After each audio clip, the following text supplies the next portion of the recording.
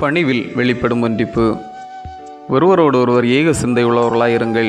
மேட்டிமையானவைகளை சிந்தியாமல் தாழ்மையானவர்களுக்கு இணங்குங்கள். ரோமர் 12:16. பணிவு நம் வாழ்க்கையில் வெளிப்படவில்லை என்றால் பரமனுடைய மக்களாக மாற முடியாது.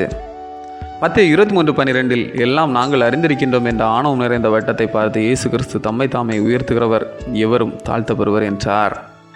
தன்னை வெறுப்பவன் தான் கடவுளுக்கு உகந்தவனாகின்றான். பணிவு என்பது கோழைத்தனத்தின் அடையாளம் அல்ல, அது வீரத்தின் அடையாளம். பணிவு என்பது நம் வாழ்க்கையின் பண்பாக மாற வேண்டும். பணிவு என்கின்ற பண்பு இல்லாமல் போனால் உறவுகளை, நண்பர்களை, பதவியை, பொருட்களை கூட இழக்க நேரிடலாம். பணிவு அது வாழ்வோடு கலந்ததாக அமைய வேண்டும். இயேசு கிறிஸ்துவை இந்த உலகத்திற்கு வெளிப்படுத்திய அன்னை மரியாள் சொன்ன வார்த்தை, நான் ஆண்டவருக்கு அடிமை. அந்த பண்பு தான் உன்னதரை சுமக்கவும் உன்னத நிலை அடையவும் காரணமாக அமைந்தது.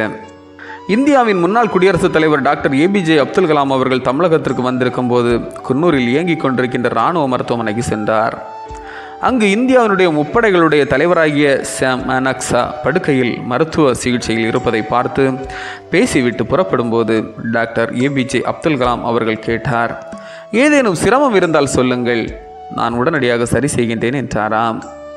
உடனடியாக சாம் மானக்ஸா, இந்தியாவின் குடியரசுத் தலைவர் என்னை சந்திக்கும் போது என்னால் எழுந்து நின்று வணக்கம் செலுத்த முடியவில்லையே, அதைத்தான் நான் கடினமாக எண்ணுகின்றேன் என்றாராம்.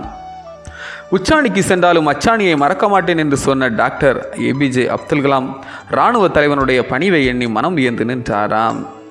ஆண்டவராகிய இயேசு கிறிஸ்து சிலுவை சாவை ஏற்கும் அளவுக்கு தம்மை பணிந்து கொண்டார். நாமும் அவ்விதமாக பணிவின் வெளியாக ஒன்றிப்பை உருவாக்க முயற்சிப்போம். ஜெபம்.